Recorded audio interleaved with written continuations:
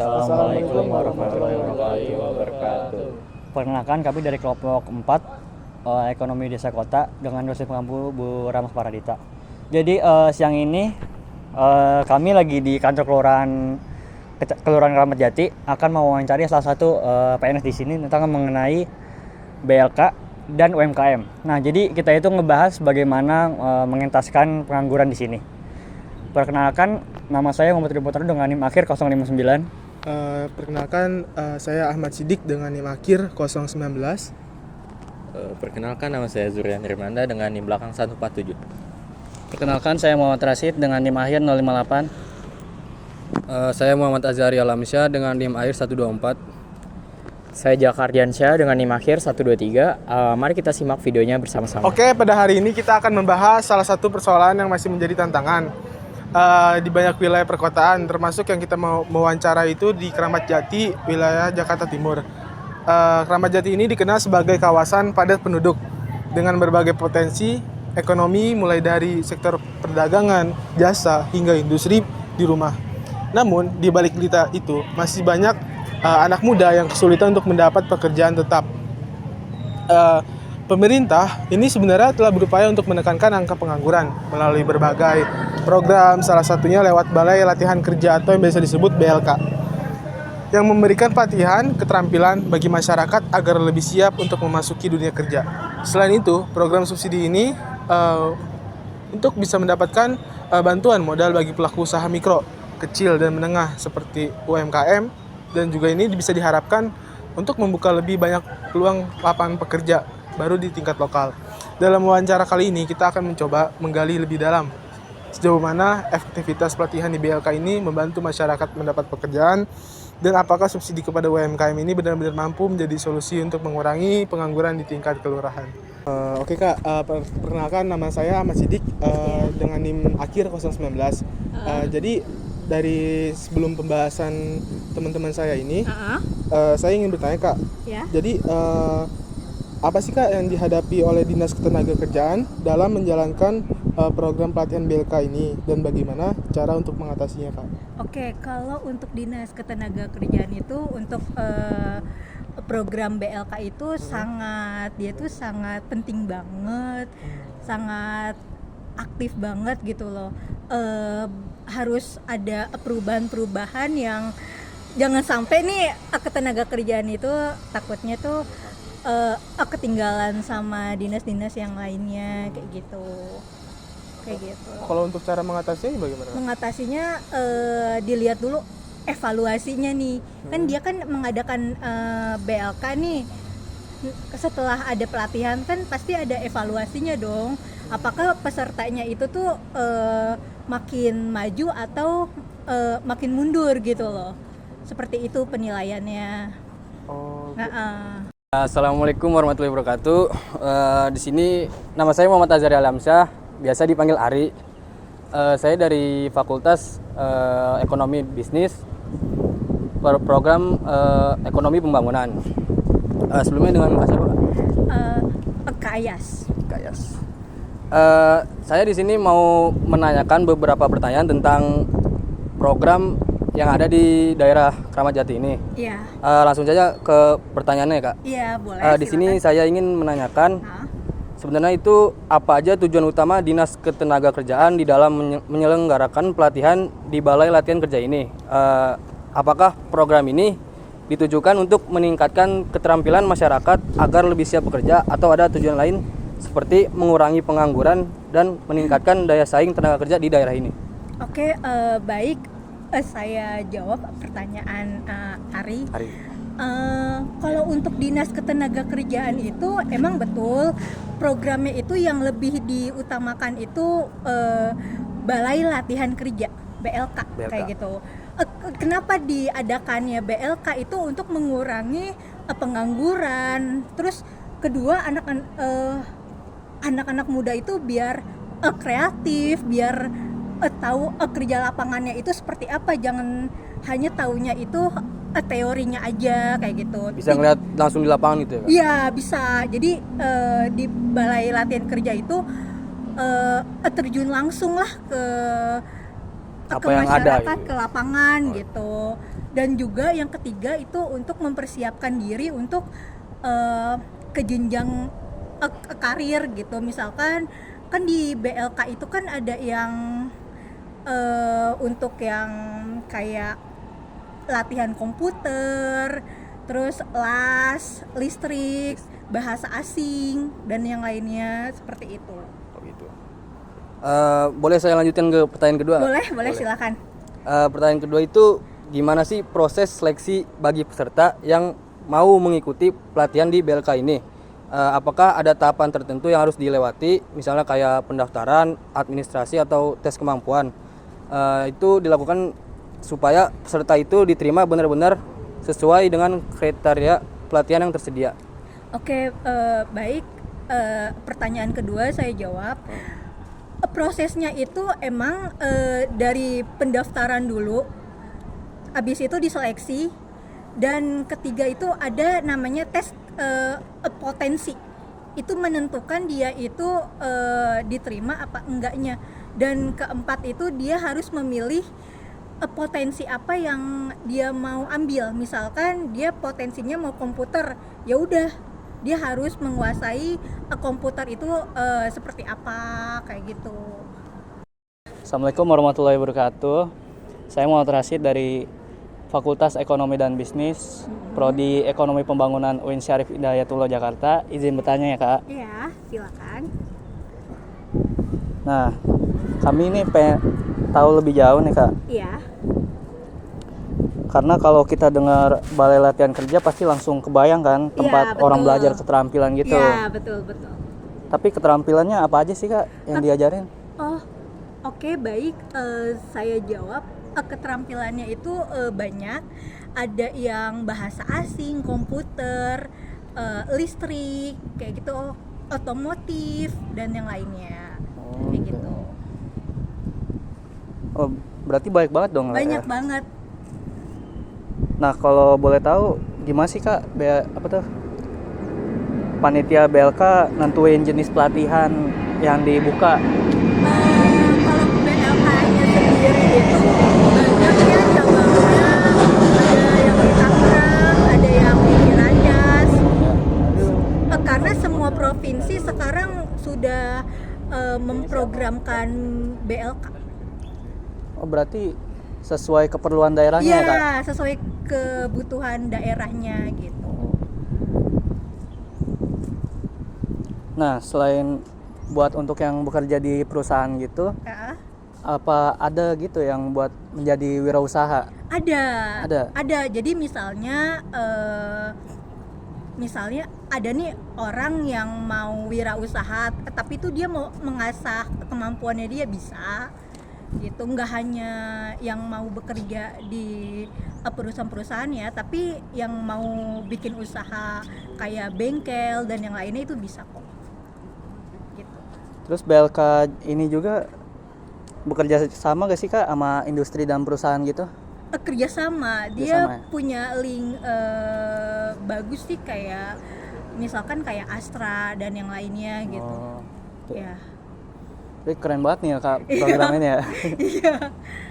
Oke, izin pertanyaan selanjutnya ya Kak. Iya, boleh silakan. Nah, sekarang saya mau tanya nih soal dampaknya.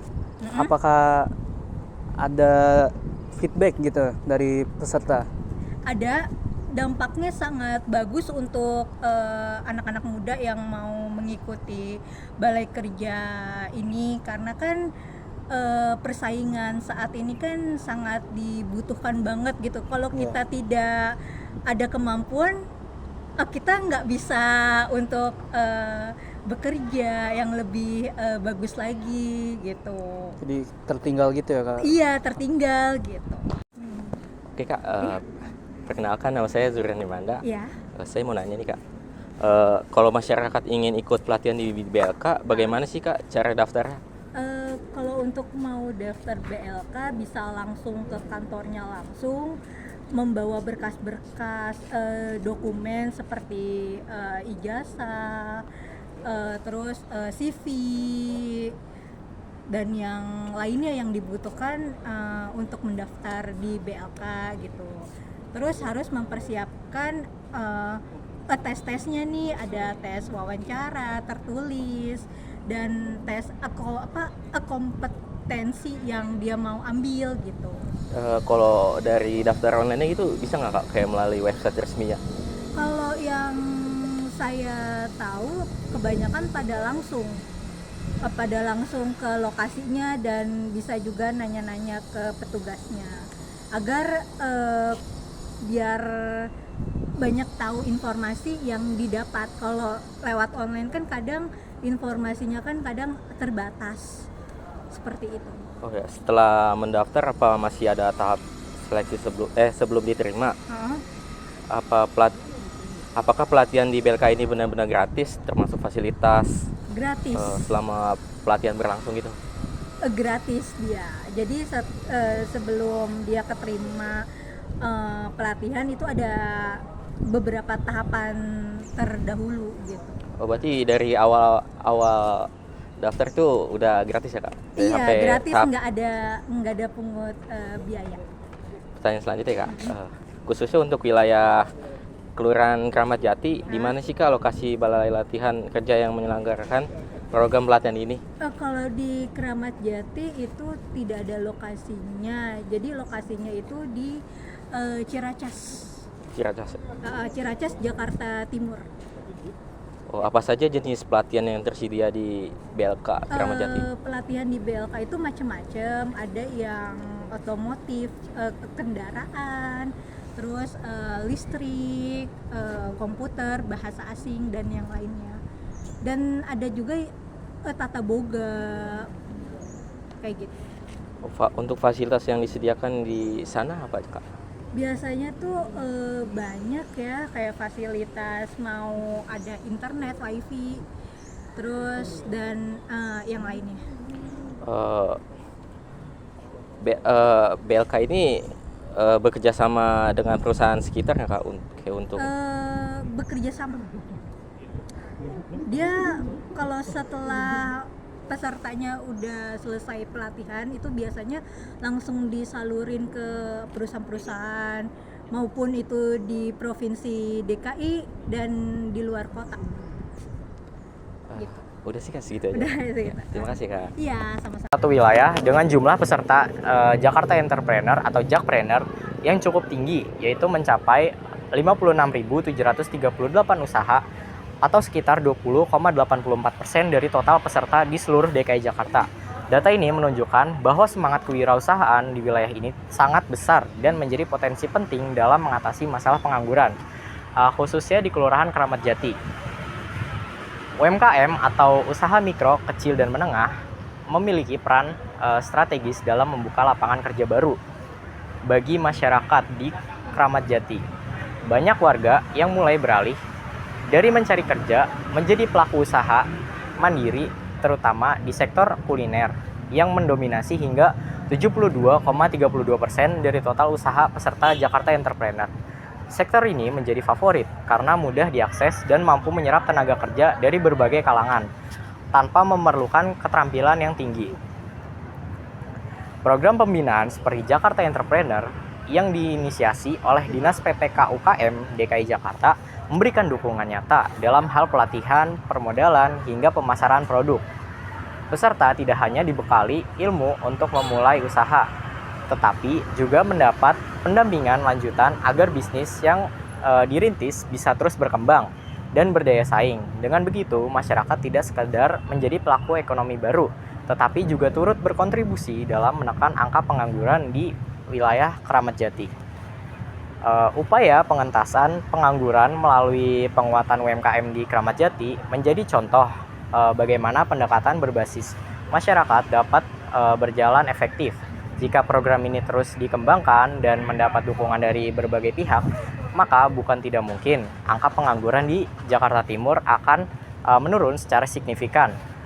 UMKM bukan hanya sekedar sumber pendapatan, tetapi juga jalan menuju kemandirian ekonomi masyarakat. Assalamualaikum warahmatullahi wabarakatuh. Perkenalkan, nama aku Muhammad Adi Putanto dengan NIM akhir 059 dari UIN. Sebelumnya nama kakak siapa? Ayas. Oke, Kak Ayas, aku nih sekarang mau beralih ke UMKM. kan aku lihat itu di UMKM di Jaktim Jakarta Timur itu ada 56.000. Terus kalau di Jakarta itu kan seluruhnya itu ada Jaktim itu 20,8%. Iya. Nah itu di sini tuh ada dari program dari dinas ini ada apa aja sih buat ningkatin UMKM sini angka-angkanya pesertanya? Kalau UMKM ini nih ada yang namanya Jakpreneur. Jakpreneur itu ada pelatihan kayak pelatihan masak, nyetir kendaraan, terus ada juga kayak apa namanya bikin minuman-minuman dan yang lainnya seperti itu. Kayak jahit juga bisa. Nah rata-rata Mbak Es UMKM tuh pesertanya tuh ibu-ibu atau ada anak mudanya sih buat Ada pesertanya? anak-anak mudanya. Jadi kalau UMKM itu dilihat dari pelatihannya nih. Kalau ibu-ibu kan biasanya kayak jahit gitu kan. Kalau anak-anak muda kan kayak masak, kayak bikin kue atau minuman kayak gitu. Dan juga ada bapak-bapaknya juga kayak untuk latihan driver atau yang lainnya gitu. Nah waktu itu kan aku sempat lihat di sini tuh ada bazar. Nah itu termasuk dari UMKM di sini apa bukan? Iya, dari UMKM dari Kecamatan Keramat Jati. Nah itu cara daftarnya gimana? Cara daftarnya itu dia itu harus menjadi anggotanya dulu terlebih dahulu, anggota UMKM-nya dulu. Baru nanti dia diikutin kayak bazar atau diikutin pelatihan yang tingkat wali kota, sudin dan yang lainnya gitu. Nah Kak, kalau anak muda nih mau UMKM itu apa aja skill yang didapetin? Maksudnya aku mau buka usaha. Nah itu skill apa aja yang aku harus punya gitu buat buka Yang usaha? pertama kamu harus tahu dulu dasar-dasarnya itu seperti apa, dan juga kamu terlebih dahulu bisa prakteknya dulu deh kayak gitu. Baru nanti kan sama yang pengajarnya kan dilatih lagi gitu. Kak biasanya kalau ada pelatihan UMKM itu berapa bulan sekali sih diadain? Nggak tentu sih, kadang 6 bulan sekali, kadang 3 bulan sekali gitu. Kalau di sini itu biasanya bazar itu tiap hari apa ya? Bulan apa? Kamis Jumat kayak gitu, di bulan Juni, Mei gitu. Berarti kalau aku anak muda jadi UMKM bisa kali ya? Bisa banget. Karena kan aku lihat anak muda buka usaha sini kan jarang banget kan. Iya. Rata-rata tuh ya orang tua lah, ibu bapak. Iya, betul. Makasih ya Kak. Iya. Assalamualaikum warahmatullahi wabarakatuh. Waalaikumsalam. Perkenalkan, nama saya Jakar Diansyah. Saya Iya. dari Win Syarif Hidayatullah Jakarta, Fakultas Ekonomi dan Pembangunan, jurusan Ekonomi Pembangunan. Pertama-tama boleh kenal kakak dulu nggak? Boleh. Perkenalkan, nama saya Aya. Saya pegawai Kelurahan Keramat Jati. Boleh minta waktunya sebentar Kak untuk saya wawancarai? Boleh. Tadi kan kakak udah wawancara dengan beberapa teman saya ya. Iya. Dan kakak tadi cukup jelasin ada program-program kayak pelatihan UMKM gitu ya Kak. Iya. Nah biasanya kalau misalkan udah ikut pelatihan UMKM gitu, ada tindak lanjutnya nggak Kak kira-kira? Kayak mungkin dibantu untuk pendampingan lanjutan, atau mungkin dibantu untuk promosi dari kegiatan UMKM-nya itu supaya bisa buka lapangan kerja yang baru gitu Kak? Ada. Jadi setelah diadakannya UMKM pasti ada kayak tindak lanjutin. Bisa dipromosikan ke sudin, dinas kayak gitu. Dan juga dibantuin promosiin lagi ke tempat-tempat yang lebih luas lagi agar UMKM itu bisa dikenal oleh masyarakat gitu. Kalau untuk yang tadinya dia punya UMKM-nya belum ada yang mengenal nih barang-barangnya dia apa, setelah dia ikut program ini dia semakin banyak yang order, semakin bisa meningkatkan label produksinya dan yang lainnya seperti itu. Oke, baik, terima kasih Kak. Nah kalau misalkan dari pengalaman kakak nih di lapangan, ada nggak sih warga yang awalnya tuh nggak punya pekerjaan tapi akhirnya bisa punya usaha sendiri setelah ikut program pelatihan UMKM itu Kak? Ada. Jadi saya itu menemukan warga yang tadinya dia tuh nggak punya bisnis dan modalnya tuh kayak minim lah. Setelah dia ikut program UMKM ini, dia itu lebih meningkat lagi gitu omsetnya, terus barang-barangnya tingkatin lagi, banyak barang yang dia jual gitu. Oke Kak. Sangat membantu lah. Berarti bisa dikatakan kalau program ini itu sangat membantu untuk mengurangi angka pengangguran di Kramat Jati sini ya Kak? Iya. Atau mungkin masih ada kendala yang mungkin dampaknya itu bisa lebih besar lagi gitu Kak?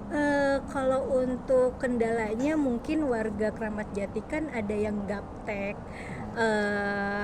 sosial media. Jadi ketika dia mengikuti program UMKM ini, dia dibantu oleh petugas-petugasnya itu untuk kayak ngedesain, kayak mempromosikan lewat website atau Instagram atau TikTok yang lainnya gitu. Diajarkanlah caranya untuk promosi di sosial media itu seperti apa begitu. Baik, terima kasih Kak. Pertanyaan saya gitu, sekian aja. Oh iya. Oke, terima kasih banyak ya Kak. Sama-sama. Oke, jadi teman-teman, tadi itu hasil wawancara dengan Kak Ayas, salah satu pekerja di sini, tentang BLK dan UMKM, bagaimana cara mengentaskan tuh pengangguran di sini. Sekian dari kelompok kami. Assalamualaikum warahmatullahi wabarakatuh.